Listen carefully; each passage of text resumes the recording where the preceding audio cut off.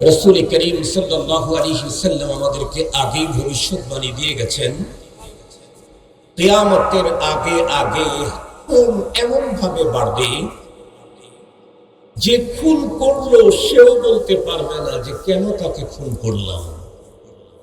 যাকে খুন করা হলো তার অভিভাবক, তার লোকেরাও বলতে পারবে না যে আমাদের এই লোকটাকে কেন খুন করা হলো। বাস্তব এখন আমাদের দেশে অনেক মানুষকে খুন করার পরে তাদের আপনজনকে জিজ্ঞাসা করে কে মারতে পারে, তারা বলে না। কে মারতে পারে এমনটি তো আমাদের মাথায় নেই। বরং এই তো ৫-৭ দিন ১০ দিন আগে দেখলাম কিশোরগঞ্জে কয়েক বন্ধু একসঙ্গে মিলে গল্প করতে করতে ওরা বলতেছিল যে জেল জীবনটা কেমন, এটার একটা অভিজ্ঞতা থাকা দরকার। জেল জীবনটা কেমন, তাহলে কেমনে জেলে যাওয়া? একজনকে খুন করলে অবশ্যই জেলে যাওয়া যাবে। বাস একটা বাচ্চাকে ধরে নিয়ে তারা ৭ জনে মিলে বাচ্চাটাকে ইসের উপরে, বিল্ডিং এর উপরে নিয়ে নির্মম ভাবে খুন করে ফেলল।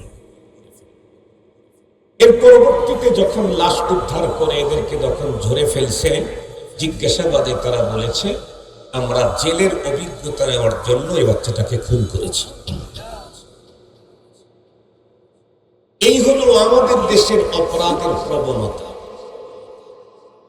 এখন ব্রিফকেসের ভিতরে মানব দেহ পাওয়া যায়, মেনহোলের ভিতরে মানুষের লাশ পড়ে থাকে, পলিথিনের ব্যাগের ভিতরে মানুষের খন্ড খন্ড লাশ, ফ্রিজের ভিতরে মানুষের লাশ। হত্যা করতেছে কে? দূরের লোক না, নিজের বালিশের শেয়ার যে করে সে। একই বালিশে ঘুমিয়েছে, একই বালিশে ঘুমিয়েছিল স্বামী স্ত্রী, একজন অপরজনকে খুন করে।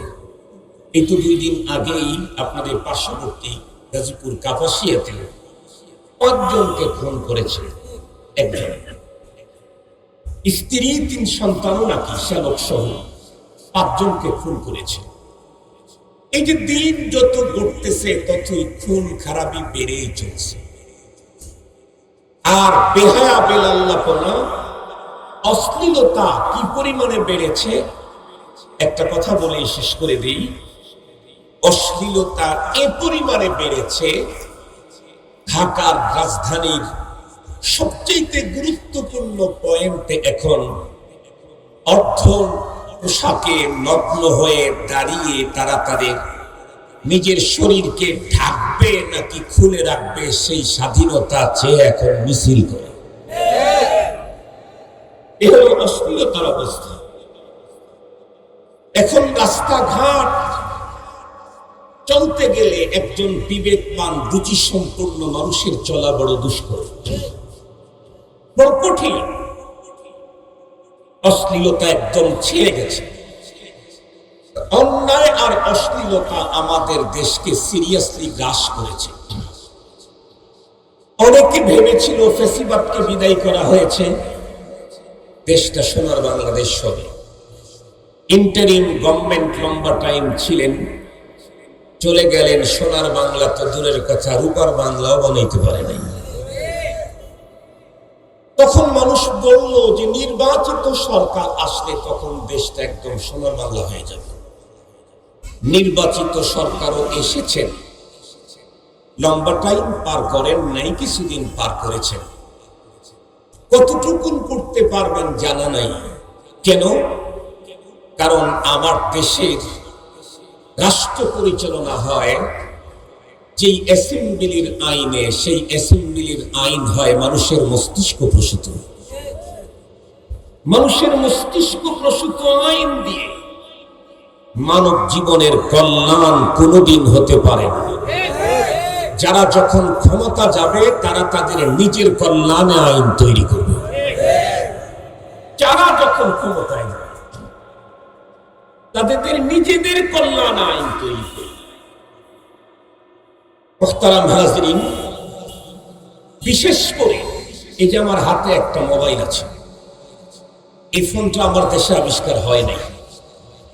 আমাদের দেশের ফোন মন্ত্রীও যদি কেউ থাকে, মোবাইল মন্ত্রী, সেও যদি মোবাইল ফোন কিনে এই মোবাইল দিয়ে কাজ করতে চাইলে এই মোবাইলের আবিষ্কারক যে পদ্ধতি দিয়েছে সেই পদ্ধতিতে মেনে তাকে এই ফোন দিয়ে কাজ করতে হবে।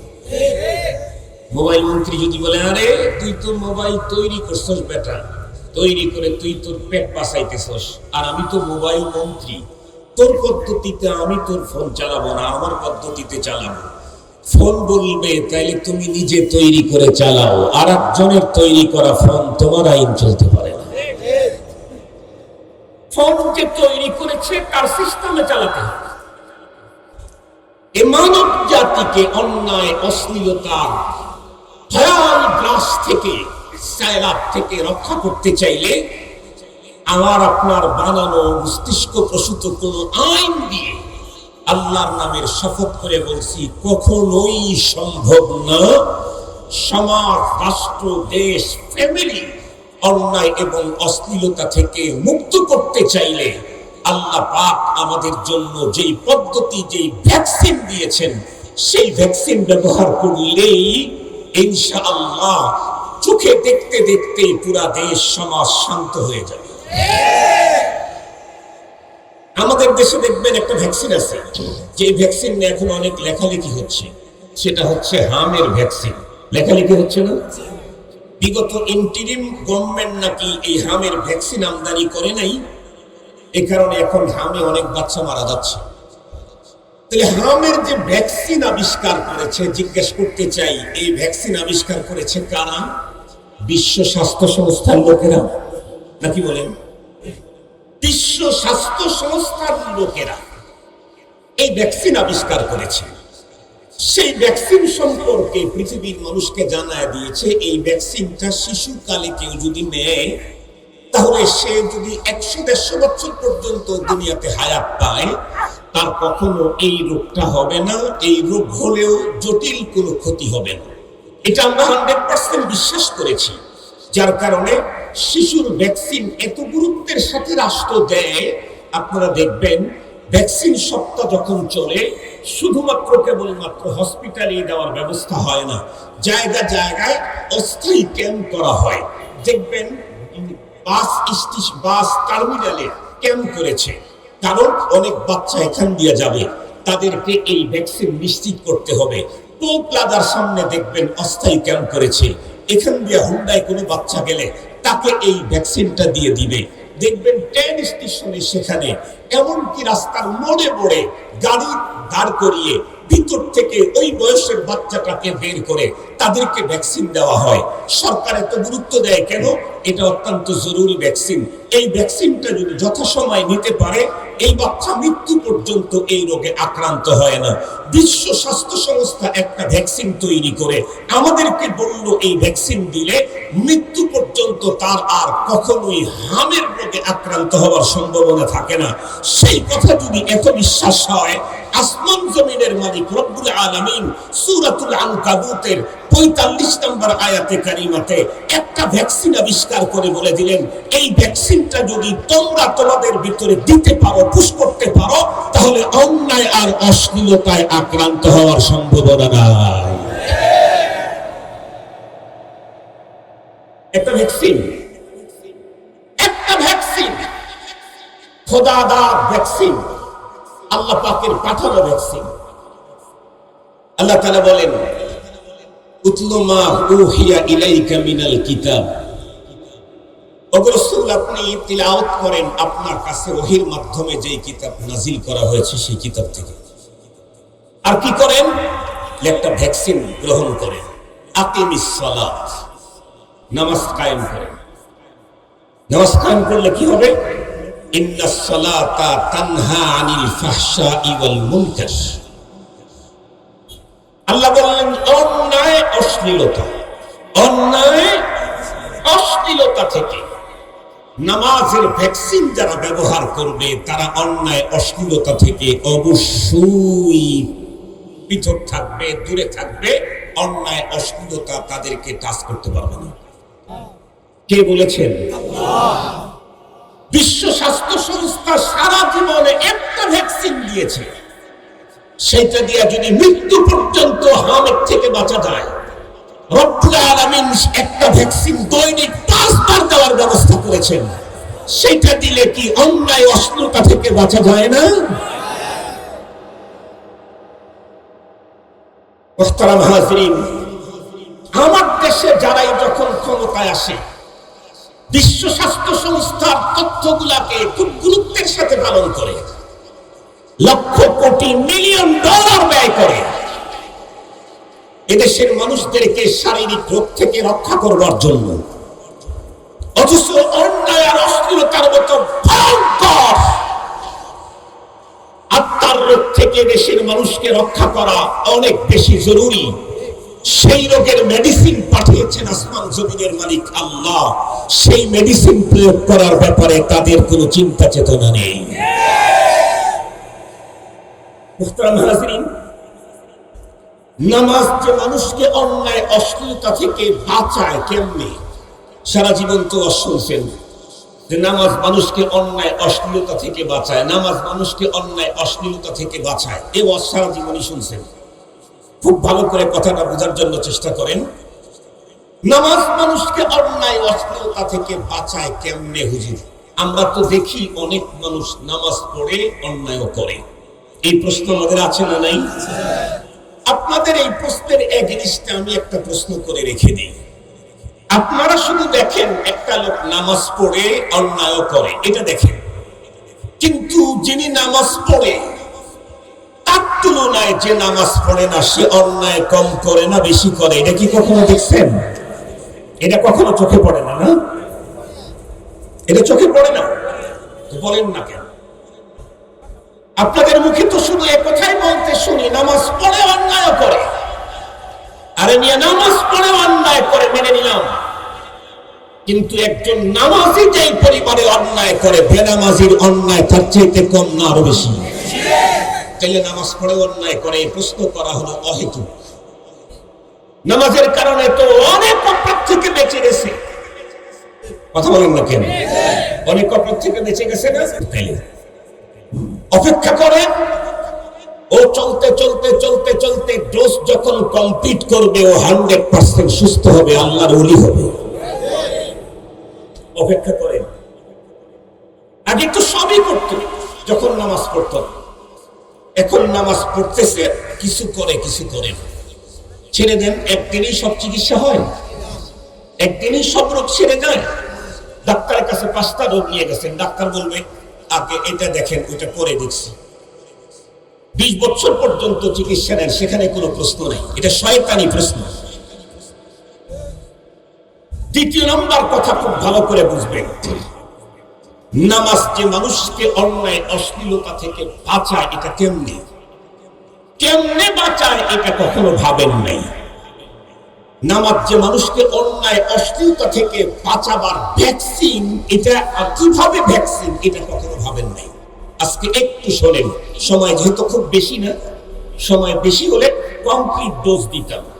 এখন যে যতটুকু সময় আছে এতটুকুনের মধ্যে যথেষ্ট পরিমাণে দেওয়ার জন্য চেষ্টা করছি। বলেন তো দেখি, আমরা নামাজের যারা নামাজ পড়ি, যারা নামাজ আদায় করি, সালাত করি, নামাজ পড়ার সময় আমাদেরকে কেউ ডাকে কি? কেন? মুয়াজ্জিন কি বলে? আপনাদের এলাকায় মুয়াজ্জিন নাই? আজকের এশার সালাতে ডাক দেয় নাই। হাইয়া আলাস সালাহ কি মসজিদের মাইকে উচ্চারিত হয়েছিল? হাইয়া আলাস সালাহ মানে কি বাজারে যাও? কোথায়? নামাজে আসো। তো আপনাদের কি বলে ডাকে নাই? আমাদের প্রত্যেকটি মানুষ যারা সালাত আদায় করি তাদেরকে 5 ওয়াক্ত আমাদেরকে নামাজের জন্য ডাকা হয়। খুব ভালো করে বুঝবেন, যেই কাজের জন্য আমাকে ডাকা হচ্ছে, এই ডাকটা কার পক্ষ থেকে? আল্লাহর পক্ষ থেকে। ডাকে নামাজের জন্য, কিন্তু প্রথমে হাইয়া আলাস সালাহ বলে, প্রথমে বলে আল্লাহু আকবার, আল্লাহু আকবার। হাইয়া আলাস সালাহ আগে বলে না কেন? ডাকটা পরে দে, কার পক্ষ থেকে ডাক তার পরিচয়টা আগে জানাই।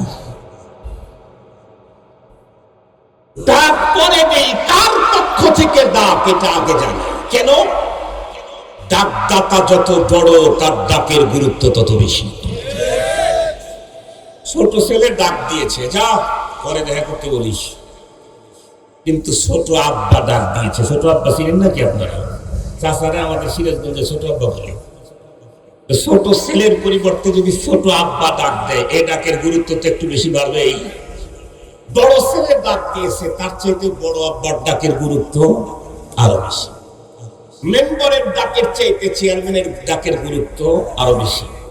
চেয়ারম্যানের চাইতে এমপির ডাকের গুরুত্ব আরো বেশি। এমপির চাইতে প্রাইম মিনিস্টারের ডাকের গুরুত্ব।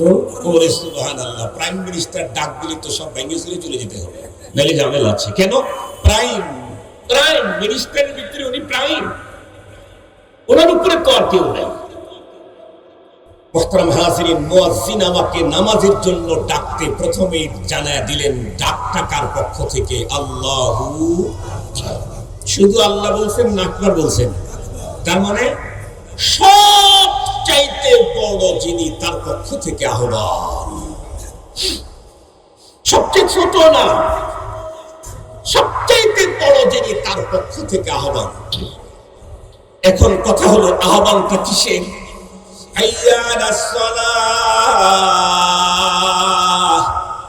নামাজের দিকে আসো। নামাজের দিকে যাব, আমি তো অনেক কাজ নিয়ে আসি। কি অফিসের কাজ আছে, দোকানদারি আছে, শ্রমিকগিরি আছে, আমি পড়াপড়ি করতেছি, অনেক কাজ আছে। মুয়াজ্জিন বলতেছে, এই কাজের জন্য তুমি ব্যস্ত কেন? সফলতার জন্য তো। তুমি যত কাজ দুনিয়াতে করো, সফলতাই তোমার টার্গেট। কি কথা বলেন না কেন ভাই? কৃষি কাজ করে সে সফলতার জন্য, চাকরি করে সফলতার জন্য, নকরি করে সফলতার জন্য, তারপরে কি রাজনীতি করে সফলতার জন্য, তার বড় সফলতার জন্য, আরো কত কিছু। সব কিছুর মূলে হলো সফলতা। মুয়াজ্জিন সেটা খুলেই বললেন, শুধু নামাজের দিকে ডাকি নাই তো, হাইয়া আলাল ফালাহ, সবচেয়ে বড় সফলতার দিকে তোমাকে ডাকছি। সবচেয়ে বড় সফলতার দিকে তোমাকে ডাকছি। কেমনে? অনেক সাইড আছে, শুধু এক সাইড বলি। আমি যদি নামাজ বাদ দিয়ে যদি কাজ করলাম, যে কোনো কাজ করলাম, তাতে আমার কয়েক হাজার মিলিয়ন ডলার ইনকাম হলো নামাজের এই 20 মিনিট টাইমে।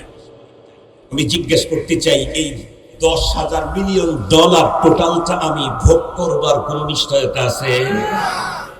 1 টাকাও হয়তো আমার পকেটে আসার আগেই আমাকে কবরস্থানে চলে যাওয়া লাগতে পারে। তাহলে এটার কোনো সফলতা হইল কি? কষ্ট করে ইনকাম করলাম, ভোগ করতে পারলাম না, কোন সফলতা আছে কি এখানে? কিন্তু নামাজের জন্য আমি যখন এক পা অগ্রসর করব, কদমে কদমে আমাকে নেকি দেওয়া হবে। আর সেই নামাজটা যদি জুমার নামাজ হয়, আর আমি যদি জুমার দিনে 6টা আমল করে থাকি, তাহলে এক কদমে 1 বছর নফল নামাজ, 1 বছর নফল রোজার নেকি দেওয়া হবে। প্রতিটা কদমে উঠাবো 1 বছর নফল নামাজের নেকি, 1 বছর নফল রোজার নেকি। আবার কদম ফেলবো, আর 1 বছর নফল নামাজ, আবার আর 1 বছর নফল রোজার নেকি। শুনতে যত সহজ, করা কিন্তু অত সহজ না। 1 মাস রোজা রাখতেই খবর হয়ে যায়। কথা বলেন না কেন? 1 মাস কন্টিনিউ রোজা রাখতেই খবর হয়ে যায়। শুনতে যত সহজ, করা অত সহজ না। মুসলমান ভাইরা আমার, ভালো করে বুঝেন, মুয়াজ্জিন আমাকে যখন নামাজের জন্য ডাকলেন, সর্বপ্রথম উনি আমাকে স্মরণ করায় দিলেন আল্লাহু আকবার। ডাক আসছে সবচেয়ে বড় যিনি, তার পক্ষ থেকে। এই কথাটা আমার মাথার ভিতরে ঢোকার পরে আমাকে ডেকে নিয়ে যাওয়া হলো, হাইয়া আলাস সালাহ, নামাজের দিকে আসো। আমি যখন নামাজ পড়তে যাব, শরীয়ত আমাকে সিস্টেম দিয়ে দিল, নামাজ পড়তে গেলে আগে তোমার নামাজের বাহিরে ভিতরে 13টা ফরজ কাজ আছে। এই কাজের কোনো একটা যদি তোমার ছাড়া পড়ে, বাইতুল্লাহতে গিয়ে নামাজ পড়লেও সেই নামাজ হবে না। নামাজ পড়তে চাও, নামাজের ভিতরে আর বাইরে ফরজ আছে কয়টা? 13টা। ওয়াজিব আছে কয়টা? 14টা। নামাজের বাহিরে ভিতরে যেই ফরজগুলি আছে, তার ভিতরে সর্বপ্রথম যেই ফরজটা বন্ধুরা আমার, সেটা হলো বন্ধুরা আমার, নামাজের ভিতরে যে কাপড়টা পরে যাব সেই কাপড়টা পাক হওয়া লাগবে। আমি যেই শরীর নিয়ে নামাজে যাব সেই শরীরটাও পাক হওয়া লাগবে। আমি যেই জায়গায় সালাত আদায় করব সেই জায়গাটাও কি হওয়া লাগবে? কথা বলেন না কেন, কি হওয়া লাগবে? শরীর পাক, কাপড় পাক, নামাজের জায়গা পাক। তার মানে প্রথমেই আমাকে শিখাইয়া দিল অপবিত্রতার কোন সিস্টেম এই জায়গায় নাই। তুমি যাচ্ছ নামাজের দিকে, তোমাকে তো ভ্যাকসিন দেওয়া হবে। কিসের ভ্যাকসিন? যেই ভ্যাকসিন তুমি গ্রহণ করলে অন্যায়ের মতো খারাপ জিনিস তোমার দ্বারাই হবে না, অশ্লীলতার মতো ভয়ঙ্কর মন্দ জিনিস তোমার দ্বারাই হবে না। এই ভ্যাকসিনটা নিতে চাইলে আগে তোমার বডিটাকে পবিত্র করে আসতে হবে, কাপড়টাকেও পবিত্র করে আসতে হবে। যেই জায়গায় দাঁড়িয়ে তুমি সালাত আদায় করবে সেই জায়গাটাও তোমার পবিত্র হতে হবে। তার মানে আমি যেই কাজের দিকে যাচ্ছি সেই কাজটা আমার অন্তরটাকে 100% পরিষ্কার করবে। তার আগে আমি আমার উপরটা পরিষ্কার করে নিয়ে গেলেই হবে। খুব ভালো করে বোঝার জন্য চেষ্টা করেন। নামাজ যে আমাকে অন্যায় অশ্লীলতার মতো ভয়ঙ্কর অপরাধ থেকে বাঁচাবে, এটা নামাজের শুরুতে ওযু করতেই বুঝে ফেললাম। নামাজ আমাকে কোন কাজের বন্ধুরা আমার আদেশ দিবে, নামাজ আমাকে কোন কাজ থেকে বিরত থাকবে, নামাজের বন্ধুরা আমার ওযুর দ্বারাই বুঝলাম। এরপরে হাঁটি হাঁটি পা পা করে মসজিদের ভিতরে ঢুকলাম। সর্বপ্রথম মুসল্লায় দাঁড়ায় বললাম আল্লাহু আকবার। এটা আমার মুখের কথা না বুকের কথা? কথা বলেন না কেন? মুখ থেকে বললে হবে নাকি বুক থেকে বলতে হবে? বুক থেকে বলতে হবে। আল্লাহু আকবার। আল্লাহ সবচাইতে বড়, আল্লাহ সবচাইতে বড়। বলুন তো দেখি, এই পৃথিবীর কোন একজন মানুষ বড়র সামনে তার নাফরমানি করার সাহস পায় নাকি? যত বড়ই হোক তার বড়র সামনে কখনো নাফরমানি করার সাহস করে না। সাধারণ চোর পকেট মার, পুলিশের সামনে পকেট মারে না, চুরি করে না। সাধারণ পুলিশ অফিসার ওসির সামনে ঘুষ খায় না। ওসি কখনো এসপির সামনে 2 নাম্বারি করার সাহস করে না। এসপি কখনো ডিআইজির সামনে 2 নাম্বারি করার সাহস করে না। ডিআইজি কখনো অতিরিক্ত আইজিপির সামনে অন্যায় করবার সাহস করে না। আইজিপি কখনো মন্ত্রীর সামনে অন্যায় করবার সাহস করে না। এটা দুনিয়ার নিয়ম, এটা পৃথিবীর নিয়ম। প্রত্যেক বড়ের সামনে ছোট কখনো অপরাধ করতে পারে না। মুসল্লায় দাঁড়ায় আমি স্লোগান দিলাম আল্লাহু আকবার। এখন আমার দ্বারায় অন্যায় অশ্লীলতা হওয়ার আর সম্ভাবনা, কথা বলেন না কেন, হবে কি? এরপরেও কি করলাম? আমি আপনাদেরকে শুধু বুঝানোর জন্য বলতেছি, আবার অন্যটা নিয়েন না। মিসাল মামাসাল্লাহুর ভিতরে মিন কুল্লিল মুজু মুতাবাকাত থাকে না, লিআদনা মুনাসাবাত। কোনো একদিক থেকে মিলের কারণে মিসাল দেওয়া হয়। ভালো করে বুঝবেন। নামাজে দাঁড়ানোর পরে আল্লাহু আকবার, সুবহানাকাল্লাহুম্মা ওয়া বিহামদিকা ওয়া তাবারাকা ইসমুকা ওয়া তাআলা জাদ্দুকা ওয়া লা ইলাহা গায়রুক। এরপরে সূরাতুল ফাতিহা আমাকে যেন রব বলতেছেন, পড়ো আমার কোরআন থেকে। আমি তখন পড়া শুরু করে দিলাম, আলহামদুলিল্লাহি রাব্বিল আলামিন আর রহমানির রহিম মালিক ইয়াউমিদ্দিন ইয়াকা না'বুদু ওয়া ইয়াকা নাস্তাঈন। এটা দিয়েই তো নামাজ পড়েন না, এটা বাদ দিয়ে পড়েন আপনারা? এটা দিয়ে পড়েন, এই অংশটাও পড়েন। হ্যাঁ, তাহলে এবার আসেন, ইয়াকা না'বুদু ওয়া ইয়াকা নাস্তাঈনের কি অর্থ? ইয়াকা না'বুদু, আমরা আপনারই ইবাদত করি, ওয়া ইয়াকা নাস্তাঈন, আমরা আপনার কাছেই সাহায্য চাই, আপনারই ইবাদত করি, আপনারই গোলামি করি। তার মানে আপনার গোলামির বাইরে আমরা যাই না, যাব না। এই কথাগুলি বন্ধুরা আমার দৈনিক 5 বার আল্লাহর ঘরের ভিতরে ঢুকে ঢুকে নামাজি বলতে থাকে। 5 বার 5 মর্তবা, কিন্তু বলে কি 5 মর্তবা? না না, প্রতিটি রাকাতেই আল্লাহকে বলতে থাকেন ইয়াকা না'বুদু ওয়া ইয়াকা নাস্তাঈন। আয় আল্লাহ, আমরা আপনারই ইবাদত করি, আপনার কাছেই সাহায্য চাই, এই কথাটা প্রতিটি রাকাতে রাকাতে বললাম 5 বার আল্লাহর ঘরে গিয়ে। বলুন তো দেখি, তারপরে যখন কোরআনে পাকের তেলাওয়াত শেষ হয়ে গেল, একটা পর্যায়ে মনে হয় যেন আমার রব বললেন এখন রুকু করো। আমি রবের হুকুমেই রুকু করলাম। দীর্ঘক্ষণ পর্যন্ত রবের তাসবিহ পড়তে থাকলাম। মালিক যেন আমাকে বললেন তুমি মাথা উঠাও, সামি আল্লাহু লিমান হামিদা বলে আমি আবার দাঁড়াইলাম। বলুন তো দেখি এই দাঁড়ানো কার অর্ডারে? আরো জোরে বলেন না কেন? ওয়ারকাউ ওয়াসজুদু ওয়া'বুদু রাব্বাকুম ওয়াফআলুল খায়র। আমি বলছি না, আল্লাহ বললেন। মুহতারাম হাজিরিন, ভালো করে বুঝেন।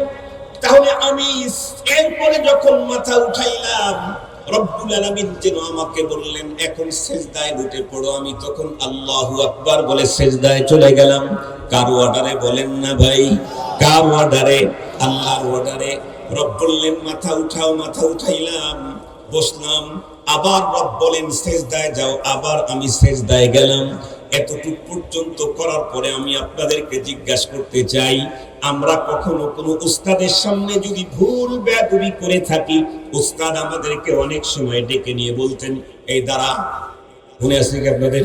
এই কান ধর, মনে আছে কি আপনাদের? এই ওঠ বস।